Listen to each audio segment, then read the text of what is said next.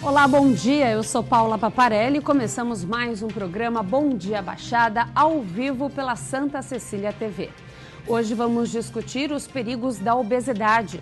Para isso, recebemos em nossos estúdios o Dr. Joaquim Neto, cirurgião bariátrico, e a doutora Helena Altenburg, que é nutricionista especialista em nutrição clínica. Vamos às notícias do dia. O ministro José Múcio Monteiro, do Tribunal de Contas da União, o TCU, concedeu mais de 30 dias para a presidente afastada Dilma Rousseff se manifestar sobre as contas do governo em 2015, de acordo com informações da assessoria de imprensa do tribunal. O prazo se encerraria neste domingo, mas a defesa da petista pediu a prorrogação, que foi concedida na última sexta-feira pelo ministro. Dilma pode ter registrado até 23 irregularidades no período em que governou. E aqui no estúdio, já que o assunto é saúde, eu quero saber dos nossos entrevistados como vocês avaliam a questão da saúde num cenário nacional. Obrigada, Helena, pela sua participação. Doutora, obrigada pela participação. Como é que vocês avaliam isso, esse cenário, doutor Joaquim? Bom, o nosso sistema de saúde, como todo o nosso país, sofre e sofre bastante, né, nessa época de crise econômica tão intensa. As nossas áreas básicas de atendimento à saúde acaba sendo muito prejudicada, né? A nossa região, que é uma região mais favorecida financeiramente em relação ao resto do país, a gente já tem um problema, um déficit importante nessas áreas, né? Agora, se a gente for pensar no resto do país, então, a gente provavelmente vai ter condições muito mais alarmantes, né? Doutora Helena, a sua opinião sobre a saúde no cenário nacional está sofrendo, né? Nossa, é visível nos noticiários, né? Nas imagens que a gente vê, a parte dos hospitais, a parte clínica está bem sofrido. Agora também a parte de alimentação tem sofrido bastante e o clima também não tem ajudado. Nós temos perdido safras de produção de alimentos, a gente vê o preço de alimentos básicos tipo feijão, arroz, subindo de uma forma absurda e a população sofrendo com tudo isso. Então, eu acho que acumulou uma situação, né, a questão financeira e mais a produção do clima, né, que está afetando toda a produção de alimentos básicos para a população. E será que é um problema que a gente consegue algumas soluções, doutor, num curto período de tempo? Como é que você avalia todos esses problemas que a gente enfrenta no país hoje em relação à saúde? Não tem uma saída tão rápida assim? Não, eu acredito que não. A gente vai ter condições de melhora a longo prazo, né? E o que é interessante no nosso país, que a gente, por exemplo, em áreas específicas da medicina, a gente tem um ótimo atendimento. Por exemplo, na questão de atendimento, por exemplo, pacientes com AIDS, por exemplo, ou pacientes crônicos, a gente tem um ótimo atendimento, até comparado a atendimentos desse mesmo porte fora do país. Mas, em compensação, em áreas básicas, que é aquele primeiro atendimento, a gente tem um péssimo serviço prestado à nossa população. Doutora Helena, vai demorar um pouquinho. Essa questão da produção de alimentos, sim, com certeza, né? Porque até por questão de geada, as plantas têm que se recuperar. Mas é uma questão cíclica, né? A gente vê que frequentemente o clima afeta a produção de alimentos, né? E aí a população sofre, a inflação sobe e o que acarreta mais prejuízo financeiro para uma população que já justamente sofre tanto com isso, né? Tá certo. E ainda sobre política nacional, a produtividade dos deputados federais durante o primeiro semestre desse ano caiu 16% em comparação com o mesmo período de 2015. A queda pode ser atribuída à discussão de casos longos, como o processo de impeachment de Dilma Rousseff e o pedido de cassação do ex-presidente da Câmara, Eduardo Cunha. Para se ter uma ideia, a Casa votou apenas 72 matérias entre fevereiro e julho deste ano, contra 98 propostas avaliadas em 2015. A pauta aqui no programa de hoje é obesidade, o nosso assunto é saúde. E será que a gente pode dizer que obesidade é um problema nacional, doutor Joaquim? é um problema mundial, né? E logicamente é um problema nacional também, né? O que é importante a gente dizer que a obesidade é sempre igual a um problema de saúde. Não existe aquele papo, eu sou um gordinho saudável, não existe. Provavelmente é um gordinho desinformado, né? Porque obesidade é sempre um problema de saúde e um problema muito grave. Só para você ter uma ideia, em média, um obeso mórbido, ele vive de 10 a 15 anos a menos do que uma pessoa normal. Daí a gente pode pensar o quão grave é essa situação com a obesidade. E o grande problema é que no nosso país, a gente tem números muito grandes de obesos. Hoje nós somos o 5º país em número de obesos no mundo. E isso repercute não só na vida desses pacientes, como na nossa população de uma maneira geral, né? Tendo um número tão grande de obesos na nossa população, a gente economicamente também fica afetado em relação a isso. O paciente que está muito acima do peso, ele produz menos, ele gasta mais no sistema de saúde do país. Então, isso é um problema alarmante que eu acho que requer um cuidado muito maior do que as nossas autoridades dão para ele. Então, a obesidade não é só um problema de saúde, né? Tem várias questões que contribuem também para outros tipos de problemas. Sem dúvida nenhuma, né? A obesidade é o resultante final de uma série de outros problemas, né? Tanto é que para a gente poder cuidar dessa pessoa, desse paciente, isso requer várias medidas, né? Muito além do procedimento em si do tratamento à obesidade. Eu acho que a gente também pode falar dessa parte de economia em relação não só ao problema em si, a doença, mas também em relação à alimentação. Hoje, você se alimentar bem, né, doutora? Custa caro. Os melhores produtos hoje para uma alimentação saudável também têm o seu valor e isso afeta diretamente a economia. Nós temos um guia alimentar brasileiro. Ele foi reeditado agora em 2015, ele tem uma orientação para a população para evitar alimentos industrializados, ultraprocessados, que a gente chama. O que é? Aquele alimento que quando você olha o rótulo está cheio de letrinhas que a gente não sabe muito bem o que é, né? E consumir mais alimentos in natura, e justamente esses estão mais caros. Então, não existe também uma política alimentar assim, direcionada para consumos naturais. Sabe o que é interessante, Paula? Quando eu me formei em 89, faz tempo. E aí, nós tínhamos um problema de desnutrição nessa época. Então, nossa estrutura de saúde estava tudo voltado para desnutrição. Não tinha uma produção boa de alimentos, nada disso. E assim, rapidamente virou por causa da transição econômica, nutricional, né? Que é alto consumo de alimentos industrializados, aromatizados, corados, enfim, tudo que estimula muito o consumo. E rapidamente voltou para a obesidade e ela cresceu de forma assustadora quando a gente viu país como a Índia, que tinha fakir, né? Que era aquele pessoal magro, com um problema de obesidade. Então foi uma coisa que cresceu muito rápido, foi muito... E as consequências, como o doutor falou, da obesidade é uma doença. E até ser considerada uma doença também levou um bom tempo. E vamos falar assim, a grosso modo, até para o telespectador poder entender um pouco mais. Até um tempo atrás, o quilo do tomate estava uma fortuna, né? A gente pode ver agora que o feijão também está passando pelo mesmo problema. Então, como é que você pode falar para um brasileiro comer bem, falando na questão aqui do nosso país, se os principais alimentos, por exemplo, o tomate para uma boa salada, o feijão que é rico em ferro, que é importante para uma alimentação saudável. Então, assim, como é que você pode falar para o brasileiro coma melhor se a questão econômica do país também não contribui? E a falta de informação também, né? Que o pessoal pega o que é mais fácil, é lógico, mas a falta de informação, acesso a comida saudável, né? E se eu falar que está de graça esse guia na internet, que a pessoa pode baixar, consultar e se alimentar melhor, né? E até tem fotografia de como se monta um prato, que era a grande questão, né? Antigamente. Hoje em dia já tem tudo isso assim, muito fácil, acessível, mas as pessoas não buscam esse tipo de informação, né? Eles querem ir pelo mais confortável, mais cômodo, que é alimento já que você pega na prateleira e come, entendeu?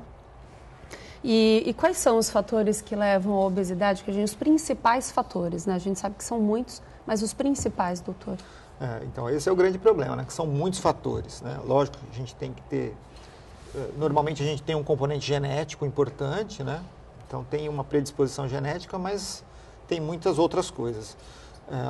Como a doutora comentou, logicamente a dieta tem um fator muito importante. Hoje em dia a gente tem um acesso ao alimento muito mais calórico, com muito menos valor nutritivo, muito maior do que a gente tinha há alguns anos atrás.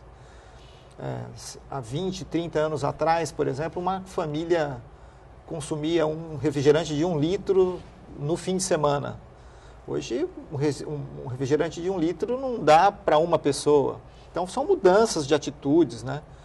Isso, logicamente, contribuiu para que, a longo prazo, essas pessoas viessem a se tornar com uma obesidade maior, né? Essas redes de fast foods, por exemplo, hoje são muito mais acessíveis do que eram há 20, 30 anos atrás. E tem vários tipos, várias empresas, então são as facilidades. E geralmente são alimentos muito calóricos e com baixo valor nutritivo. E em contrapartida, hoje as pessoas estão mais presas dentro de casa, né? Por problemas de segurança.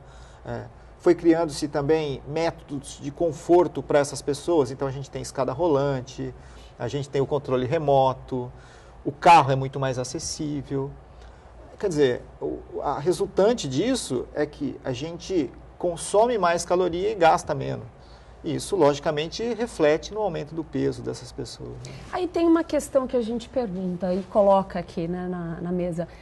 A falta de tempo da humanidade hoje, a pessoa que precisa trabalhar, também faz com que as pessoas acabem indo nesse restaurante que a comida já está pronta, não vai fazer o pedido, ou mesmo vai atrás do produto que é mais fácil de preparar.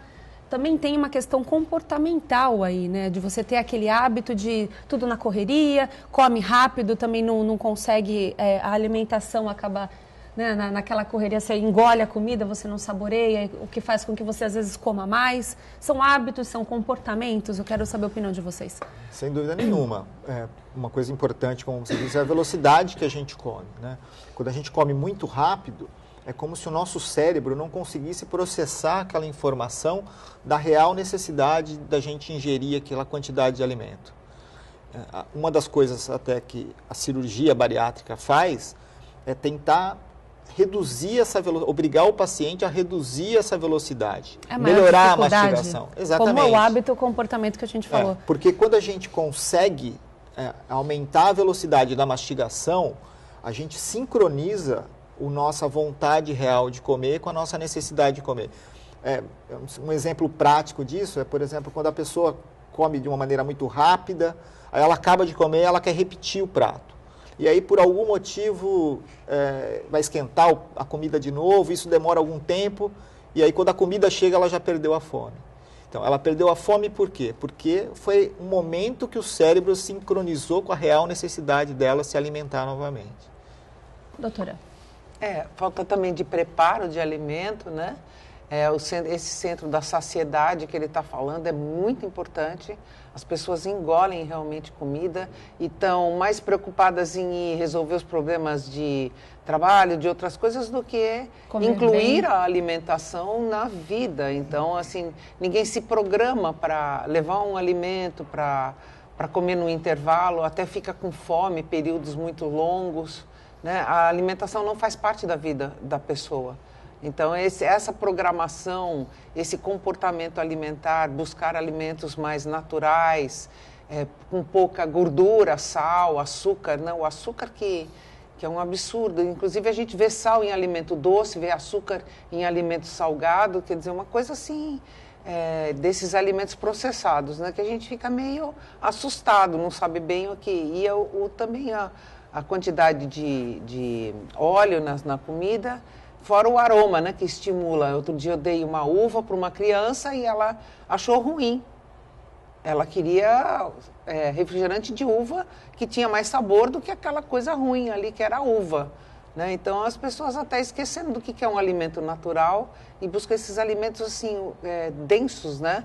Em caloria, em sabor, em cheiros, né? E fica uma coisa meio complicada para explicar isso para uma criança também. E a gente volta à questão da informação, da importância dessa informação, da pessoa ter essa informação, né? Nós vamos para um rápido intervalo, voltamos já. O assunto hoje aqui no Bom Dia Baixada é saúde. Fique com a gente. Voltamos com Bom Dia Baixada. A cidade de Guarujá inicia hoje uma campanha com testes rápidos para detectar hepatite C. A ação é gratuita e será realizada até sexta-feira nas unidades de saúde da família, os AFAS e outros pontos da cidade. Além dos testes, a Secretaria de Saúde contará com palestras de orientação à população sobre o tema. O Poupa Tempo de Guarujá, localizado dentro do Parque Itapema Shopping, também receberá uma equipe que fará os exames. A população poderá fazer os testes a partir das 10 horas da manhã às 3 horas da tarde. O Poupa Tempo de Guarujá fica na Avenida Presidente Castelo Branco, número 357, no centro da cidade. As campanhas são importantes para a população. No bloco anterior, nós estávamos falando sobre o acesso à informação. Hoje são tantas as facilidades, né, doutora Helena? Então, campanhas eu acho que também fariam muito bem, né? Como nós estávamos falando aqui na cidade do Guarujá, vai ter a campanha da hepatite C. Não só o exame, não só o teste rápido será feito na população, mas também terão palestras. Então, as campanhas são os melhores caminhos? Seriam, né? Mas assim, normalmente a gente bate com uma produção de informação muito mais voltada para alimentos industrializados, e até tem bastante estudos dizendo quanto tempo uma criança fica na televisão e tem acesso a ver esse tipo de informação muito mais do que comer alimentos saudáveis. Através de propagandas, né? Comerciais. Então, e aí assim, fica complicado você passar uma informação para uma pessoa comer de forma saudável, combatendo toda essa mídia potente que existe para alimentos processados, industrializados, tudo isso, né? Como estão as campanhas voltadas à obesidade, doutor? Então, estão, na verdade, muito aquém do que a real necessidade, né? Assim, as campanhas, de uma maneira geral, elas são, logicamente, super importantes. Mas não adianta a gente ter uma campanha explicando o que é certo, o que é correto, o que é errado, e a gente ter, por exemplo, na escola, a criança ter acesso a alimentos com baixo valor nutritivo, alto valor calórico. Então, essas incongruências é que acabam atrapalhando e aumentando, logicamente, os casos de obesidade. No mundo todo, talvez a região de Nova York, nos Estados Unidos, é onde a gente tem um programa melhor de combate à obesidade. Mas é um programa que visa um resultado em 20, 30 anos. Não é uma coisa que acontece do dia para a noite, né? A gente, por exemplo, quem tem oportunidade de ir para essa região, a gente vê nos metrôs propaganda a respeito das alimentações, mas fora isso, existem outras atitudes tão importantes quanto essa. Por exemplo, sobretaxar alimentos, aqueles super size, aqueles alimentos de alto valor calórico, por exemplo, refrigerantes. Então, refrigerantes acima de 1 litro, eles são taxados por um imposto. Por exemplo, parar a escada rolante para subir, para estimular a pessoa a fazer atividade física. Então, são atitudes como essa que a longo prazo, como eu disse, a longo prazo, 20, 30 anos, a gente começa a ter um resultado. Então, é um conjunto de informações, de situações que vai ajudar realmente a combater a obesidade. A gente chega a essa conclusão, até porque se a gente for fazer uma avaliação, aumentou o número de cirurgias bariátricas. As pessoas hoje elas querem o caminho mais rápido para uma cirurgia plástica, elas não querem ir para academia, elas não querem, poucas, né? Procuram as atividades físicas para você, a longo prazo, você chegar àquele objetivo de emagrecer, ter uma vida mais saudável, mudam-se os hábitos. Não, as pessoas querem tudo imediato, doutor. A gente tem que se levar em consideração que a cirurgia para a obesidade é sempre o último recurso. Quando se esgota todos os outros recursos, a gente às vezes tem que abrir mão da cirurgia bariátrica. Infelizmente. Por quê? Porque não é a maneira natural. O ideal era que a gente fizesse tudo isso que a gente está conversando agora. Distribuísse melhor a alimentação durante o dia, fizesse boas escolhas, acompanhado de uma atividade física. Mas isso nem sempre a gente consegue êxito. Como a obesidade é uma doença muito grave, às vezes a gente tem que abrir mão de um procedimento radical como é a cirurgia. Tá certo. E que outras doenças podem levar à obesidade? Milhões de doenças, né? Mas as mais comuns, hipertensão arterial, diabetes, aumento do colesterol, a gente pode ter infarto, problemas no coração, problemas de artrose, osteoarticulares, a gente pode ter na mulher infertilidade, a gente pode ter uma predisposição muito maior ao câncer. Então, talvez se eu continuasse falando aqui, a gente vai ficar a tarde toda falando de problemas associados a esse aumento de peso. Poucas as pessoas sabem disso, elas também querem emagrecer rápido, doutora, procuram o santo remédio do emagrecimento. Acho que você falou tudo, assim, o emagrecer rápido, né? As pessoas não têm mais paciência para fazer um tratamento, para levar um programa em frente, mudar um comportamento e também, assim, querem emagrecer, mas engordaram em 10 anos e não pensam que talvez isso é que engordar é gostosinho, porque está comendo, né? E sempre existe esse lado bom, entendeu? Mas no emagrecimento, quando você começa um tratamento, você modifica o comportamento, até alguns hormônios, mas tem pessoas que realmente precisam da cirurgia bariátrica porque ela tem alteração de hormônio dentro do próprio estômago e daí ela não consegue realmente modificar isso porque é muito forte, né? Até o doutor pode falar melhor, bem melhor, porque é a área dele, né? Não, na verdade, assim, essas dietas radicais, elas funcionam num espaço curto de tempo. E é como você falou, né? A maioria das pessoas, elas querem uma solução rápida para o problema. Só que, assim, basicamente, a nossa digestão ela é feita através de reações químicas, onde a gente combina vários alimentos. O carboidrato, a proteína, as fibras, e com isso a gente tem a digestão, e essa digestão dá energia para a gente fazer nossas atividades normais, né? Quando a gente faz essas dietas radicais, basicamente, a gente tira um desses componentes. Então, a gente faz a dieta da proteína, a dieta do carboidrato. Então, como não existe combinação desses alimentos, a gente acaba não tendo a nossa digestão adequada e com isso a gente acaba perdendo peso e perde muito peso. Perde 10, 15, 20 quilos num espaço curto de tempo. Rápido demais. E aí a pessoa se motiva até.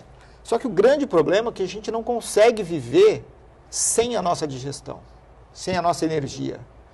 E aí, de uma maneira ou de outra, a gente tem que recolocar aquilo que foi tirado na nossa dieta. A hora que eu coloco isso de novo na nossa dieta, eu aumento muito a absorção. Então, tudo aquilo que eu perdi naquele período, eu volto e ainda ganho geralmente uns 10 quilos a mais. É o organismo se precavendo da próxima dieta que você vai fazer. Então, ele acaba armazenando ao invés Exatamente. De eliminar. Ele vai se Então, a longo prazo, essas dietas radicais, elas não funcionam. A única coisa que funciona é isso que a doutora estava falando. Tem um reequilíbrio na nossa dieta. O que mais preocupa, na verdade, quando eu perguntei para o senhor quais são outras doenças que podem levar à obesidade, é que muitas pessoas elas procuram essas dietas por questão de estética e esquecem os problemas que a obesidade traz. Então, acho que se as pessoas tivessem mais informação e soubessem mais ainda, através de campanhas, os problemas que a obesidade traz, de repente elas procurariam se cuidar para evitar chegar na obesidade. A gente continua falando sobre esse assunto saúde, sobre obesidade, no próximo bloco. Bom Dia Baixada vai para um rápido intervalo. Fique com a gente, voltamos já. Voltamos com o Bom Dia Baixada.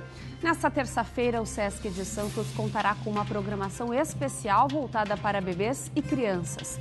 O início do evento acontece às 15h. A ideia é de que a criança conheça novas formas, texturas, tamanhos cheiros e outras possibilidades através de brincadeiras. A atividade, intitulada de Toca Livre, é para bebês de 6 a 30 meses, acompanhados dos responsáveis. A ação conta ainda com jogos inclusivos para crianças de 5 a 12 anos. As atividades são gratuitas e acontecem até às 6 da tarde. O Sesc de Santos fica na Rua Conselheiro Ribas, número 136, na Aparecida. E aqui a gente traz, segundo a obesidade infantil, já que nós estamos falando de crianças, eu acho que trazer essa questão da obesidade infantil é muito importante. É um dos problemas mais graves do século XXI, doutor? Então, é um dos grandes problemas, Porque boa parte dessas crianças, elas irão se tornar adultos obesos, Mais ou menos 70% dessas crianças obesas se tornarão adultos obesos. Imagina você conviver a vida toda com a obesidade, Porque uma coisa é você adquirir obesidade depois da fase adulta. Agora, se você já tem obesidade desde a infância, a repercussão dessa obesidade na sua vida, nos seus problemas associados, sem dúvida serão muito maiores. A obesidade infantil, doutora, aumenta cada vez mais o número de pais que levam crianças com esse tipo de problema? Nossa, bastante. E sempre a gente vê a questão, e daí sempre tem pais com modas alimentares, dietas erradas, associada à falta de informação, e acha que o bebê tem que fazer aquela dieta que ele faz. Tem toda uma consequência para dietas radicais, como ele falou, inclusive dieta da proteína afeta o rim. Você tem uma série de consequências de dietas erradas e que a longo prazo aparece. Sabe o que é importante, Paula? Quando você está engordando numa fase de crescimento, a própria fase de crescimento tende a formar mais células. Então, você acaba formando mais células de reserva de gordura no organismo por conta de você estar no crescimento. Então, a criança que engorda muito, durante a fase de crescimento, tende a formar uma camada de tecido gorduroso maior do que aquela que não engordou. E isso que gera essa criança obesa no futuro. E o que mais preocupa é que, se a gente falou em blocos anteriores que o adulto, vamos colocar então os pais, eles vivem nessas dietas loucas, vamos colocar assim, ou então tem um hábito errado de se alimentar, existe uma tendência para que isso acabe chegando aos filhos. A criança, ela não prepara a comida dela sozinha, A criança, ela só se torna obesa, provavelmente por informações erradas, Então, a doutora comentou há pouco sobre uma criança com dificuldade em aceitar o gosto da uva, por exemplo. É porque provavelmente ela nunca foi estimulada a comer frutas, alimentos naturais, E sim só alimentos processados, E isso, logicamente, está contribuindo para que, a médio e longo prazo, ela se torne uma pessoa obesa, doente. Doutor, existe uma idade para a cirurgia bariátrica? Então, a idade que a gente recomenda é de 16 anos até 65 anos. Só que existem algumas exceções.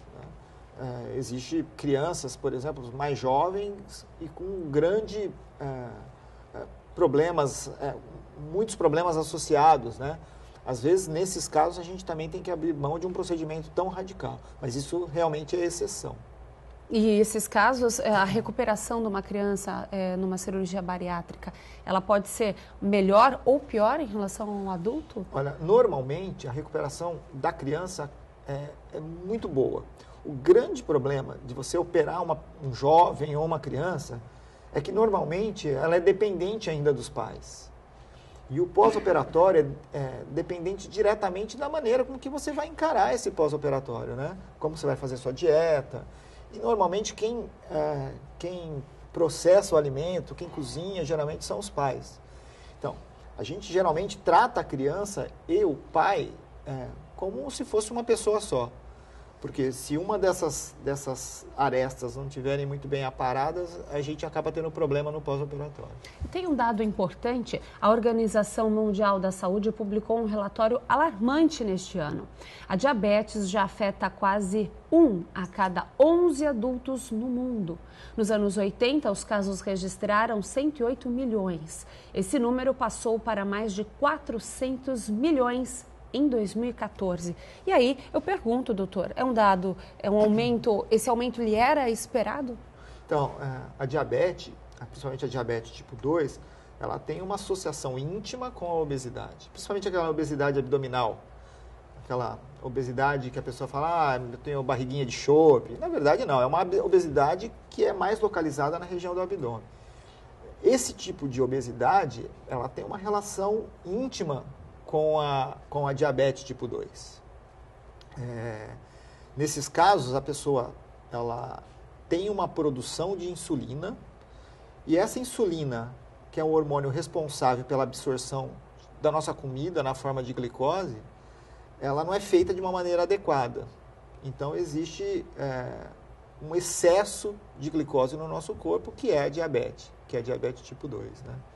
Então, isso, como eu disse, é um problema muito íntimo relacionado à obesidade, ao ganho de peso. A insulina erra de caminho, e a gente chama isso de resistência à insulina, e até tem um nome, assim, diabesidade, né? Que seria a associação de diabetes com obesidade.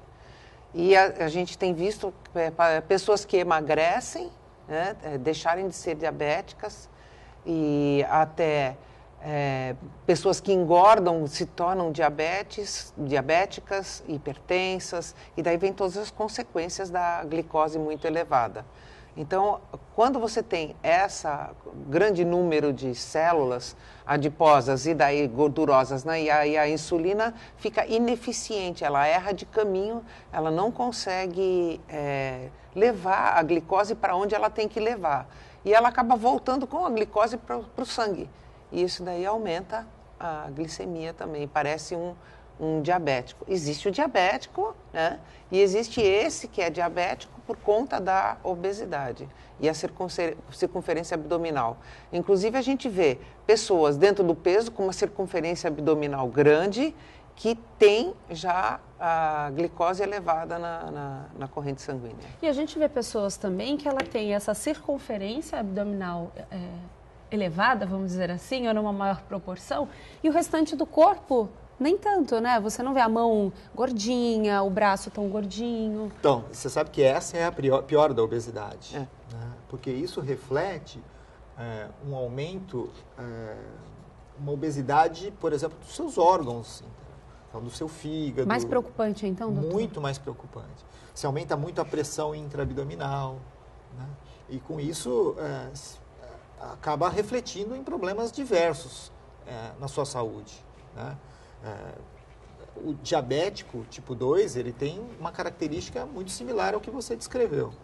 E como tratar uma questão como essa, tão específica? Então, hoje em dia, a gente tem a possibilidade do tratamento cirúrgico também, né? Que é um tratamento cirúrgico muito semelhante ao que se faz na cirurgia bariátrica. Nesse tipo de procedimento, existem algumas alterações hormonais no pós-operatório e a pessoa tem uma possibilidade, dependendo do tipo de diabetes, de deixar até de ser diabético em quase 98% dos casos. Mas, assim, tem que deixar bem claro que isso serve para diabetes tipo 2 e para diabetes que tem pelo menos 7 anos a menos de evolução da doença, né? Porque, assim, a gente, na verdade, deixando assim, explicando mais metodicamente, a gente tem dois tipos de diabetes, a tipo 1 e a tipo 2. A tipo 2, como a doutora acabou de falar, a gente tem uma produção de insulina, só que essa insulina não funciona. A gente tem uma resistência periférica a essa insulina. Agora, na tipo 1, já o contrário, a gente não produz insulina. Então, quando a gente não produz insulina, a cirurgia não resolve. Mas na tipo 2, onde a gente tem insulina, só que essa insulina tem uma resistência periférica, o procedimento cirúrgico funciona. Agora, o viés disso é que o paciente que tem diabetes tipo 2, quer dizer, ele produz insulina, mas é uma insulina que tem essa resistência, a longo prazo, o pâncreas começa a produzir tanta insulina que ele se cansa e ele para de produzir insulina. Então, ele deixa de ser diabético tipo 2 para ser diabético tipo 2 e tipo 1. Nesse momento, a cirurgia já não é mais tão eficaz. Então, por isso que a gente estipula mais ou menos em torno de 7 anos esse período. O interessante e importante é a gente se tratar. Bom Dia Baixada vai para um rápido intervalo, voltamos já.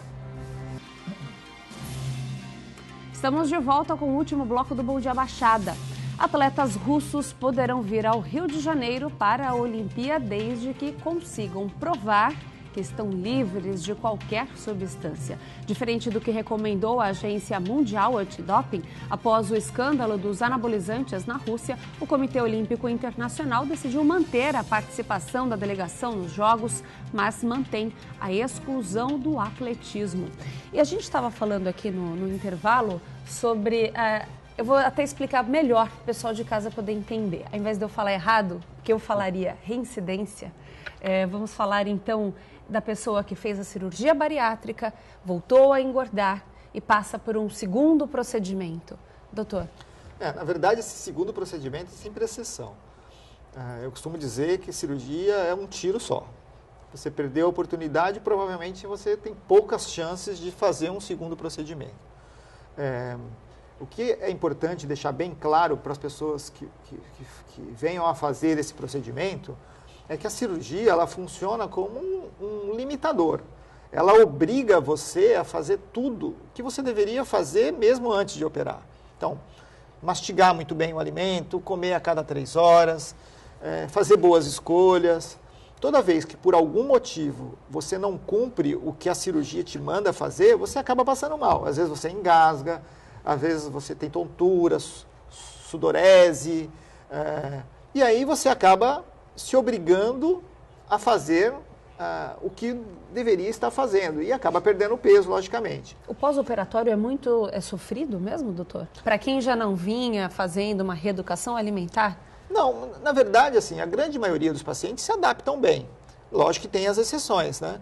Mas o problema é que quando a pessoa, por algum motivo, começa a brigar com o procedimento... Sai um pouquinho da linha. Então, por exemplo, ela tem que mastigar muito bem e ela não se adapta a isso e acaba sempre comendo mais rápido e aí acaba vomitando.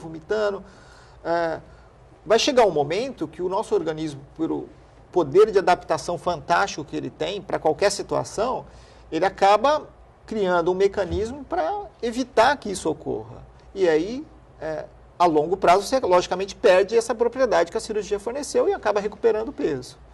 Então, na verdade, não adianta a gente fazer um novo procedimento, porque se ele não se adaptou e teve tempo para isso ao primeiro procedimento, não é o segundo procedimento que vai fazer com que as coisas mudem. E existe dados que comprovam essa reincidência? Sim. Da forma errada de se falar, mas para o pessoal de casa poder entender mais ou menos em torno de 25% dos pacientes operados têm algum reganho de peso. Às vezes não total, mas algum reganho de peso. Doutora Helena.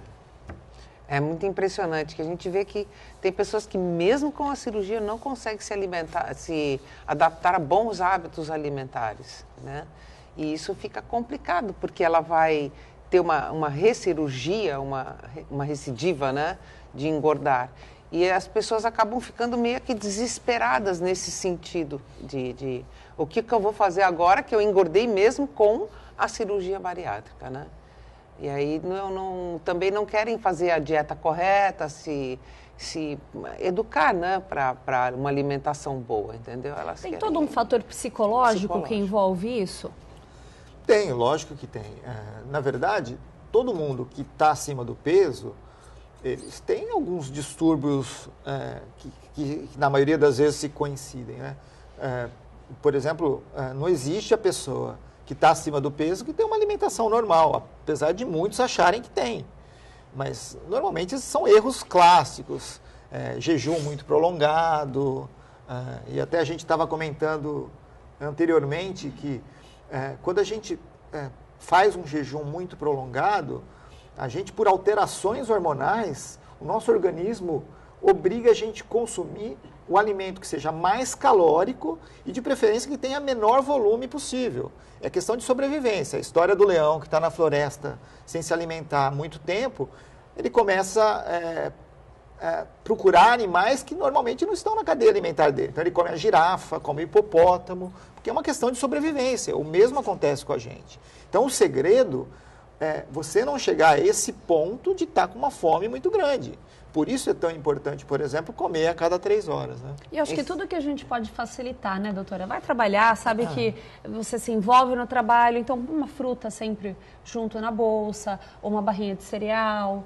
O que a senhora indica para os seus pacientes? Que as pessoas ficam sem comer o dia inteiro, quando chega à noite estão desesperadas para comer qualquer coisa. Geralmente cata o que o cérebro tem informação que é mais calórico, tipo um chocolate que tem muita caloria, pouco volume, aquilo vai responder rapidamente àquela necessidade que ele gastou o dia inteiro e à noite ele está desesperado para comer, né?